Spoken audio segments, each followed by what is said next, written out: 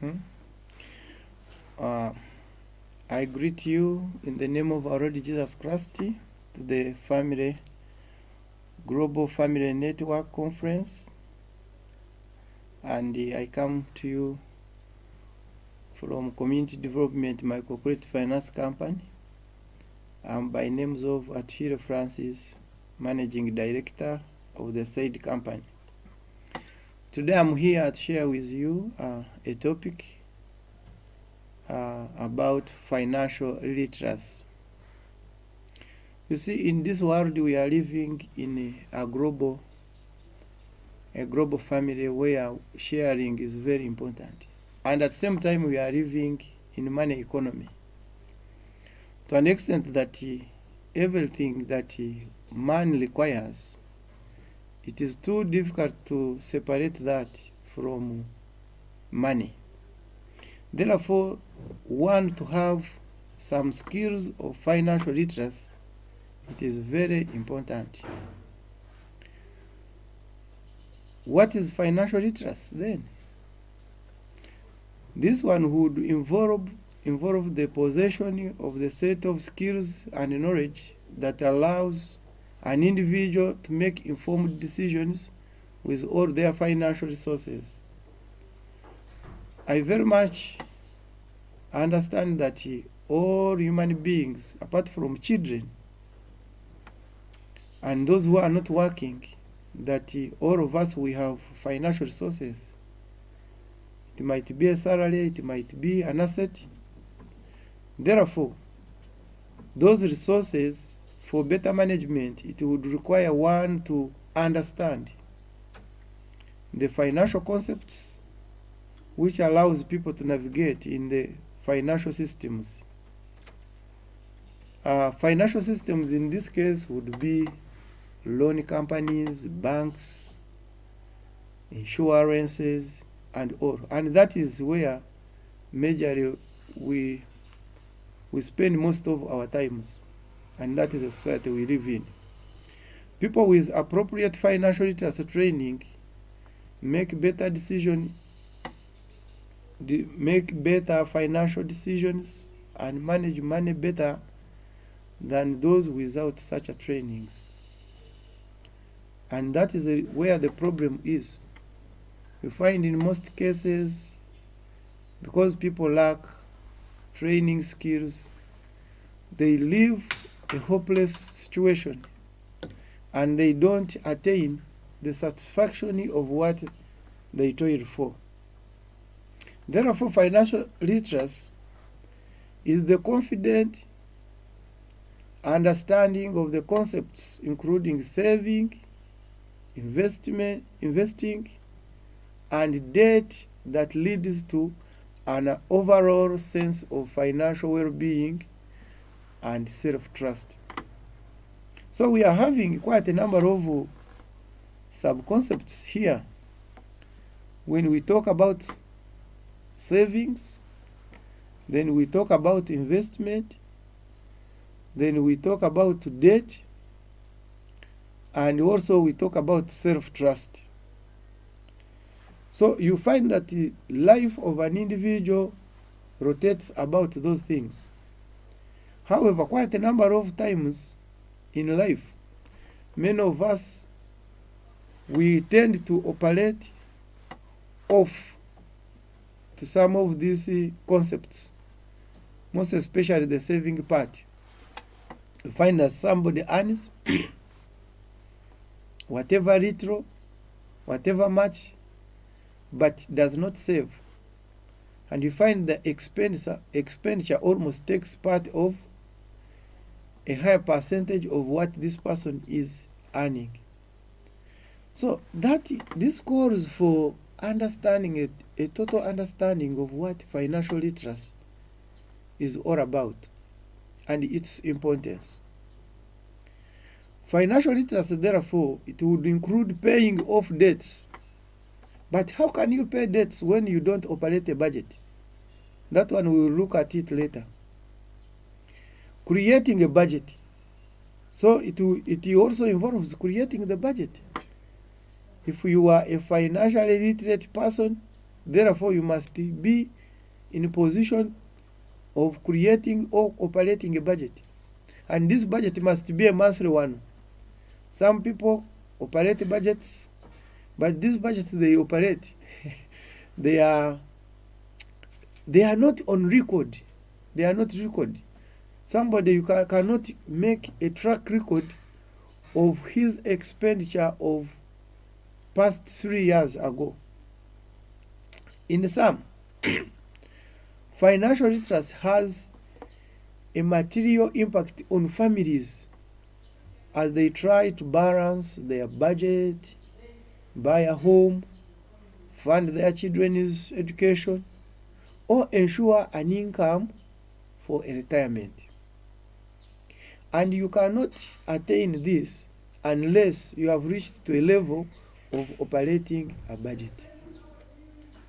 So it is the budget, of course, all of us, we know that the budget is a tool which controls the income and expenditure. It is an estimate. Yeah? So it is unfair to find that an individual gets money, spends the money, but doesn't have a record. It is very important to have a record. In this sense, then it would call for a family, because we have seen also a home.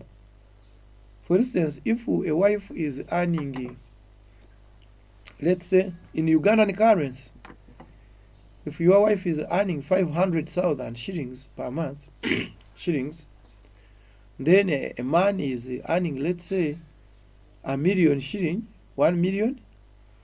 Then at the end of the month, the two people should come together, add up their earnings, and then they look at the list. And lists in most cases are ever quite many. They look at the lists of expenditure. You want to pay school fees, you want to pay for a loan, we want to buy a house, we want to buy clothes, we want to assist our parents, and all that. But a good budget must have a saving component.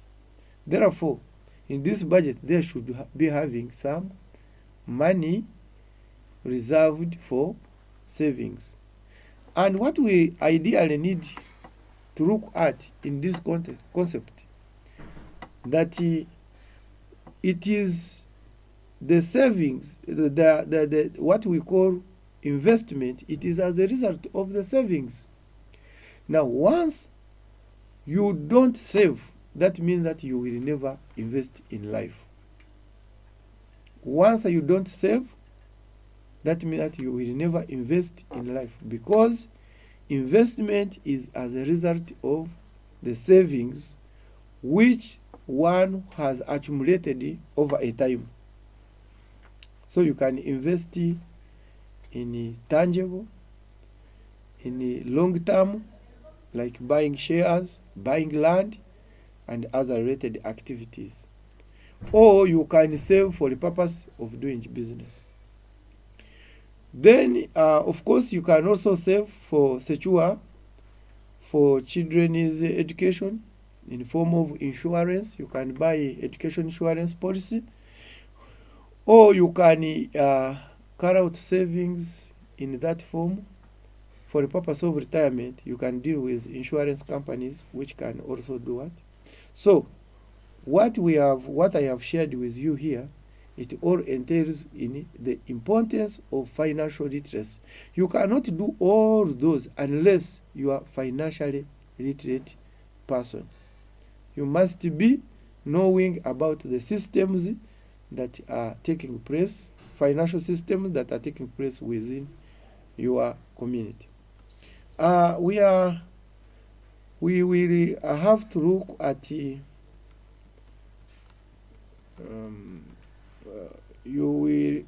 we will have to look at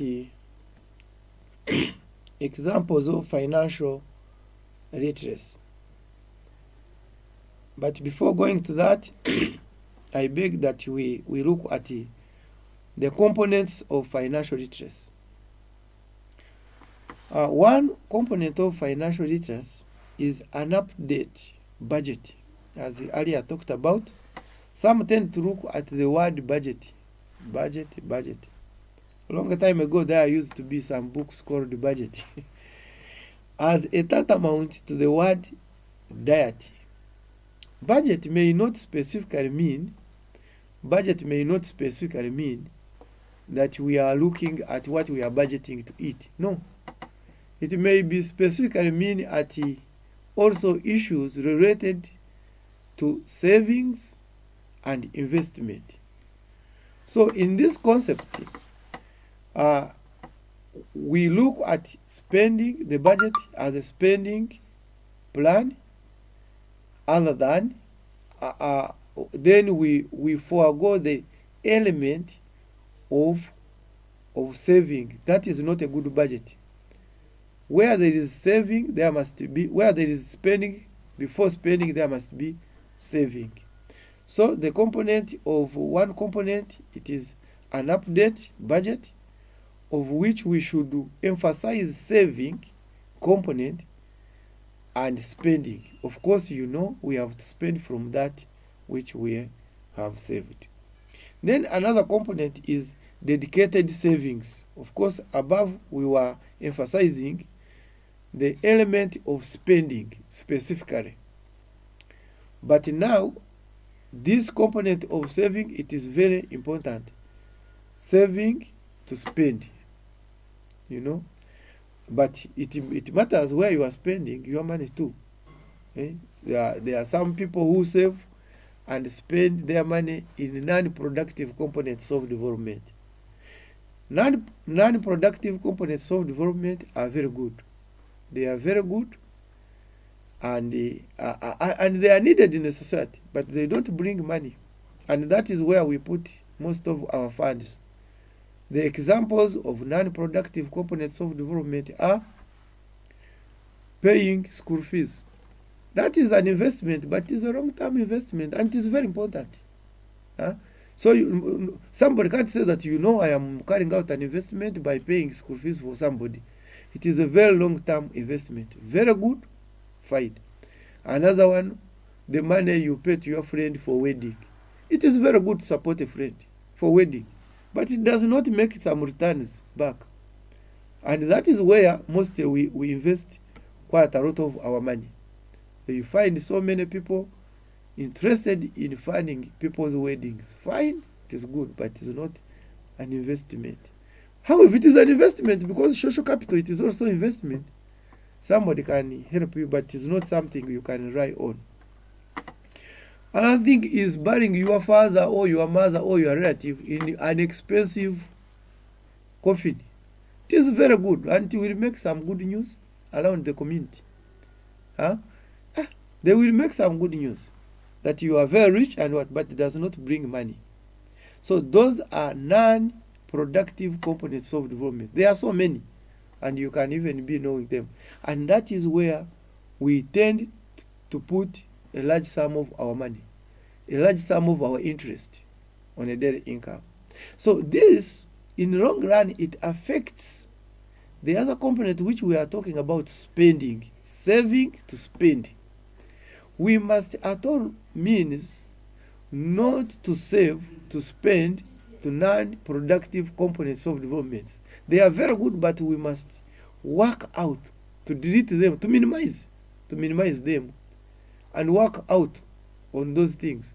For instance, why should you bury a dead person in a coffin of worth 20 million, 40 million, 30 million? And people who normally do those things, not necessarily because they want money, but they want to grace the occasion, to make people really feel that they are doing something of great importance. So that is a long aspect of financial literacy. So the main components of financial literacy we are looking at are update budget, where there is a component of spending. We are also looking at another one where there is dedicated savings, but this dedicated savings should lead to spending.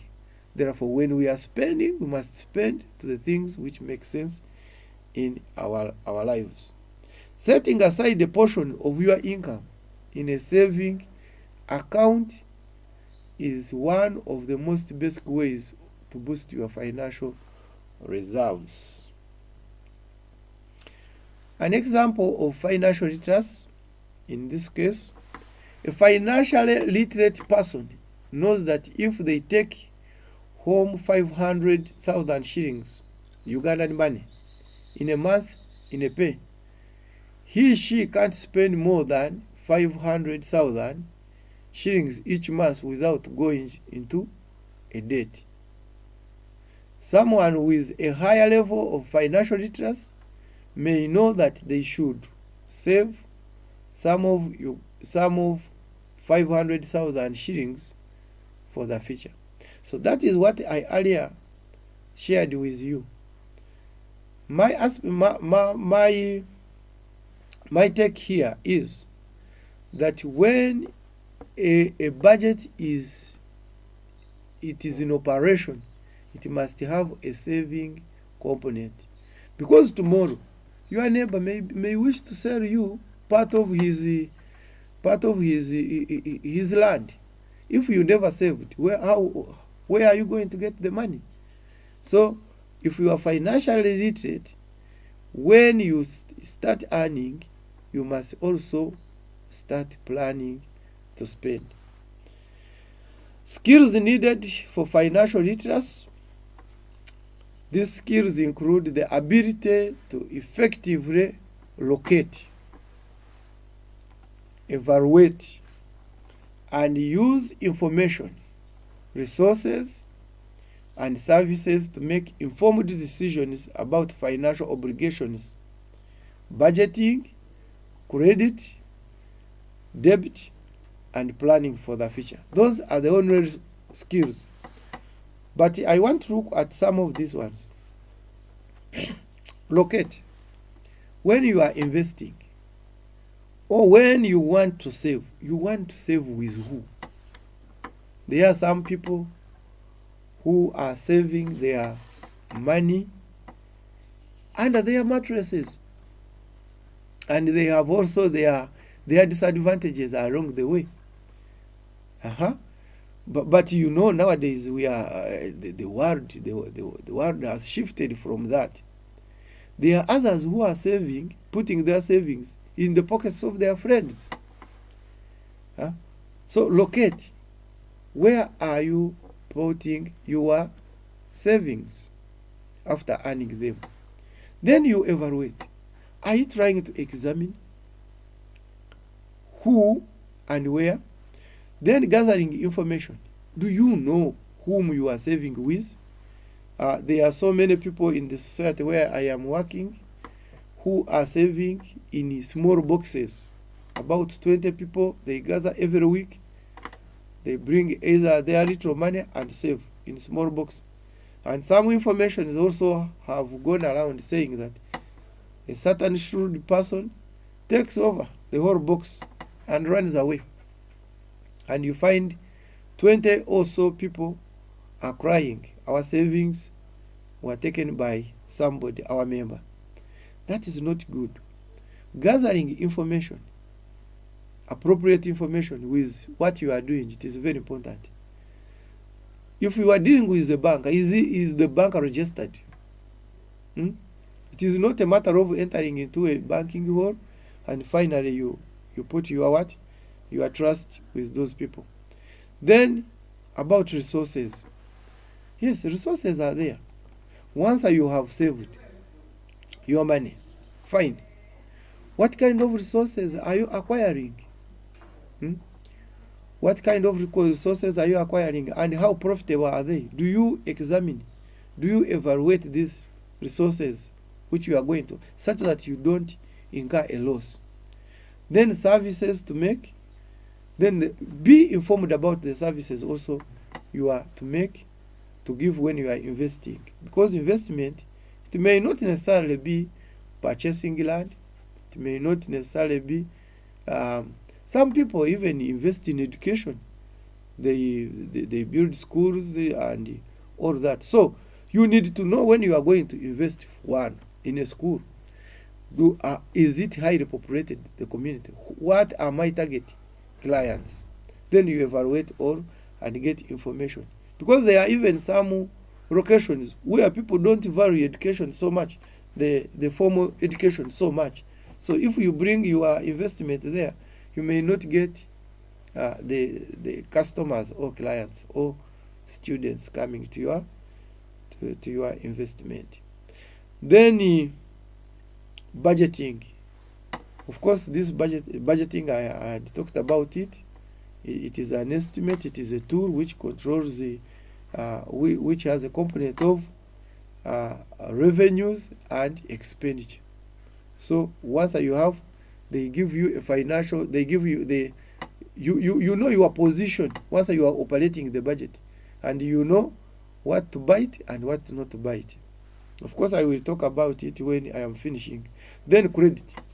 When you are operating a budget, it will always tell you that if I am take a loan from a financial institution, this is my capacity, such that I don't embarrass myself when I fail to manage the credit and the debt. Then it helps you to plan for the future.